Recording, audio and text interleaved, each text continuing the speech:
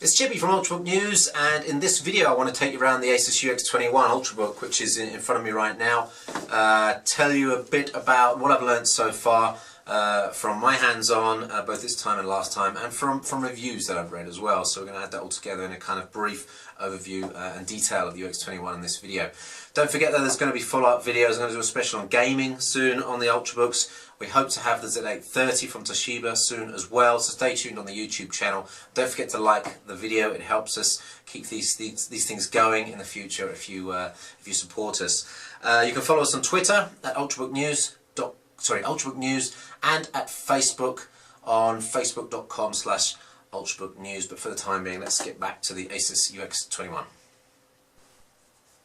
So ASUS UX21E, German edition, also known as the ZenBook range of devices. This is 11.6 version. There's a 13-inch version as well. Before I show you the device, and I'm not going to do an unboxing here, but I do want to show you what's in the box. Nice packaging, really nice packaging.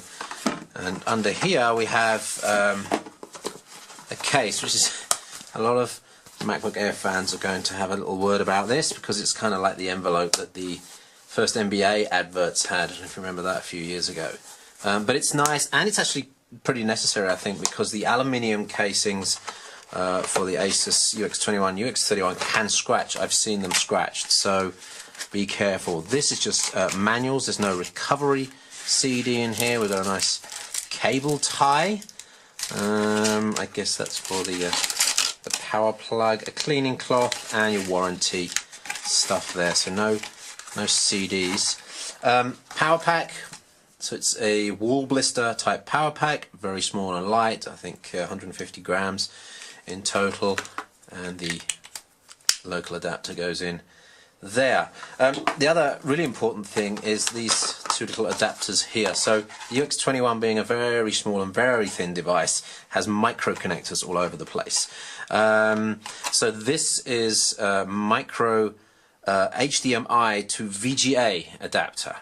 So for those of you with the older style analog inputs, and many of you will on projectors at work and on older monitors as well, I certainly have, this is something you'll have to keep with you all the time. A little bit annoying because once you lose this, you're going to have to pay for another one, plus you get the annoyance of not having the device when you need it. This is an Ethernet, USB Ethernet adapter, working up to 10100, I think. I don't think it's a giggy speed. Well, it wouldn't be if it's on USB 2, because it wouldn't be fast enough, I don't think. Yeah, so those are two things you might have to take with you. Right, let's have a look at the UX21. So let's take you around the UX21 then. Here it is, super small, super thin, and super attractive. It's metal finish, aluminium finish, spun on the top here with a concentric ring design, which really catches the eye. It's a little bit dirty here actually, and I suspect you will have to try and keep that clean to get the best looks out of it. And on the underside, metal as well. It really does feel very sturdy. It also feels very dense as well. It's in fact only 1.1 kilograms in weight, so it is very light for its size. It just feels a little bit denser than maybe the eye tells you at first glance. At the front then, nothing there of course. I think down to something like 7mm at the front, I'm not sure, but anyway, 17mm is the maximum thickness at the back there. You have some rubber feet underneath, which adds a little bit of thickness as well. Let's just take you around the ports here. This is a mini VGA adapter. We've also got a USB 2 and a headset port here. On the other side, DC in, USB 3, and micro HDMI. There's a little lamp there telling me that it's on standby right now. You can see that flashing, and that's pretty much it. Now on the bottom, it's a sealed unit. All Ultrabooks tend to be sealed units, no exchangeable batteries. There are some micro Torx screws here. You can access it inside, but there's not a lot you can change. Soldered RAM and soldered SSD is probably going to meet you inside. Stereo speakers left and right, and I can tell you already they are reasonably good sounding for the size of a device. Really no problems with volume. Of course, bass is an issue as it is on all laptops, but quite pleasing sound anyway. That's pretty much it for around the device. Let's open it up and take a look in. So there's a little extension on the front here. So just like the MacBook Air, you should be able to lift it up. They haven't quite got it right though. You know, that MacBook Air does that trick perfectly, but if you're not careful, it doesn't do it properly. And actually fumbling like this is very, very difficult to open it up. Really the only way to open it up is to put it on a table and just to lift it slowly like that. Right, as you can see there's the instant standby. It's 2 seconds on from standby, and standby time is measured in weeks on this. Now I haven't had a chance obviously to test it, but 10 days to 20 days I think is a reasonable time to expect this to last in standby. Over the back there are the vents in and out. There's also some venting that comes through the keyboard as well, so you can see that there. I'm not sure if there's any part of the speakers in here as well, maybe. Looking at the keyboard, it's all a metallic feel. I'm not sure if it's plastic finish to the, I think it's plastic finish to the keys. Some of the keys have built-in lamps, which is very useful. This one here, which is Wi-Fi, and this one, and I believe this would actually be necessary if it wasn't there, that light. It's the on-off switch, and that's exactly where the delete or backspace button is normally. So be very careful. I haven't pressed it yet. I've been to press it a couple of times, but the lamp has stopped me from doing that, so that's good. There's another lamp here somewhere on one of these. Oh yeah, the caps lock. Keyboard quite spacious. It's island style keys. I'll talk about the keys a bit more on the accompanying article with this, because I'm having a few problems kind of, let's say, hitting the ground running with it. It's got a tendency to require a little bit more pressure than I'm used to, and the corners of the keys mean that some key presses don't register. So if you're a touch typist not used to this keyboard, you may find that you'll miss some keys until you really start to change your style a bit, and that I'll have to see how long that takes. Could be days, it may be weeks, and it may be for some not possible, so bear that in mind. It also might be acceptable out of the box for some people, so that's something I'll write more about on ultrabooknews.com. Big single panel trackpad here with click left and right. It's multi-touch as well, so and it's actually pretty usable and quick. I haven't had any issues with it. Note there have been talks that the early versions of the drivers were a problem. I've got the latest drivers on this and I don't have a problem with the trackpad yet. Of course, I've only had this for 1 day so far, but I haven't seen anything in the hours that I've had it so far. Moving on to the screen then. It is 1366 by 768. It's not super high resolution. It's pretty easy on the eye though. The default Windows 7 font size is good and easy to read. But it's a glossy screen. It's also very bright. Now I've seen this in some screens before. They push the brightness right up and it washes out the colours. It tends to be what's happening on this. There's not I don't get a really great feeling that this colour and the contrast is popping on this, but it is good, totally readable, and works at the sort of standard viewing angle that you'd have as a person sitting on a desk in front of it. You'll note that it fades away pretty quickly when you're moving it up and down, but it has a reasonable left-right viewing angle. So for the single person using this, absolutely perfect, I think. The screen only goes back to that angle, so it doesn't go back all the way. So those of you that lay in bed and have the screen flat out, it's not going to work for you.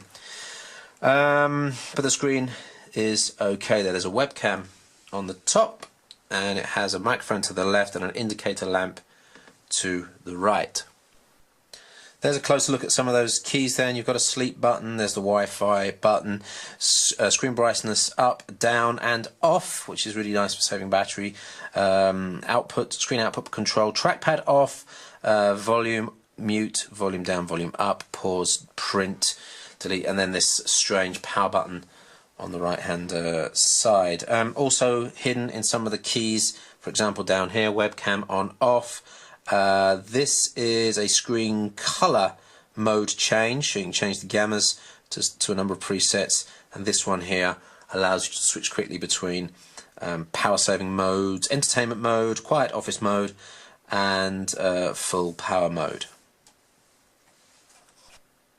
You'll also notice the grey, black and grey stickers that they've had approved from Intel and Microsoft. Would have been nice if they'd stuck them on straight though. So it's a 16:9 screen, and what you can see here is some battery drain figures that have been going on while we've been doing this. There's some activity going on in the background, there's some tabs open, Steam is updating, and World of Warcraft is updating as well. It's averaging 8 watt drain at the moment, and that's what I see for average internet browsing.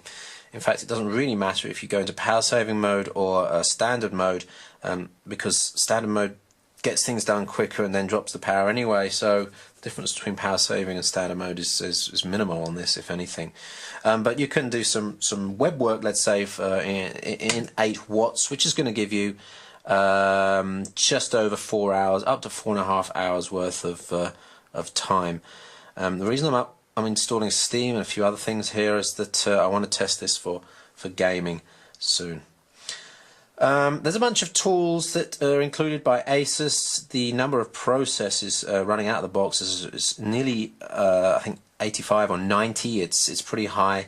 ASUS have got some driver update tools, backup tools. There are tools from Intel to show how the turbo functions are working, and all sorts of other stuff going on. Some of them useful, some of them not. I haven't actually deinstalled anything yet. Everything seems to be at least usable and not crapware or bloatware, although there's Trend Micro Internet Security. I'm not sure whether that's installed at the moment. I might have to remove that if it is. So here you can see some details. We have the Core i7 version here, at 1.8 GHz dual core plus hyperthreading, 4 gigs of RAM, 64-bit Windows 7 Home Premium that's installed. Obviously it's German, you can see there. Let's have a look at some of the performance figures on this.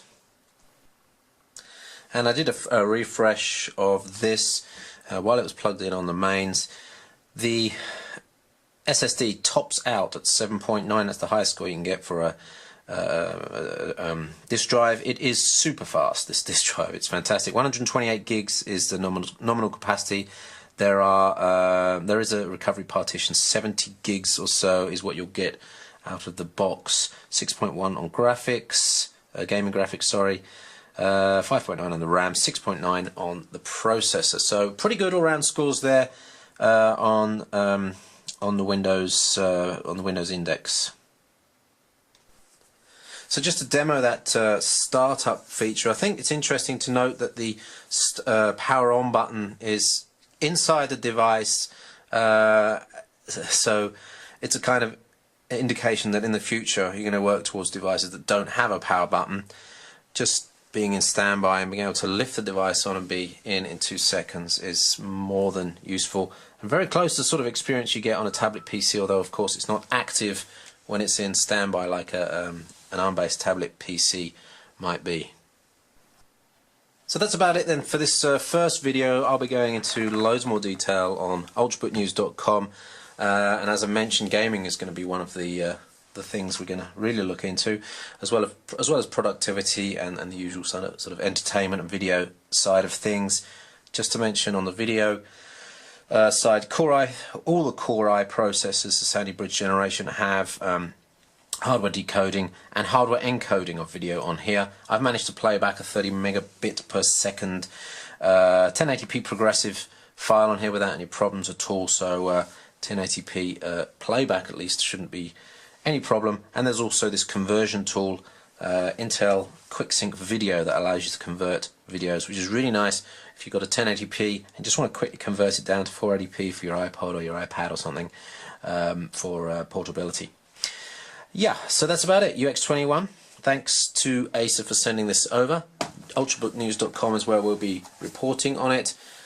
Don't forget to hit the like button if you enjoyed the video. It helps us to get more of these videos out in the future. Stay tuned. Toshiba Z830 coming up soon, as well as hopefully a few other Ultrabooks and Ultrabooks alternatives on ultrabooknews.com. My name's Chippy. Thanks for watching.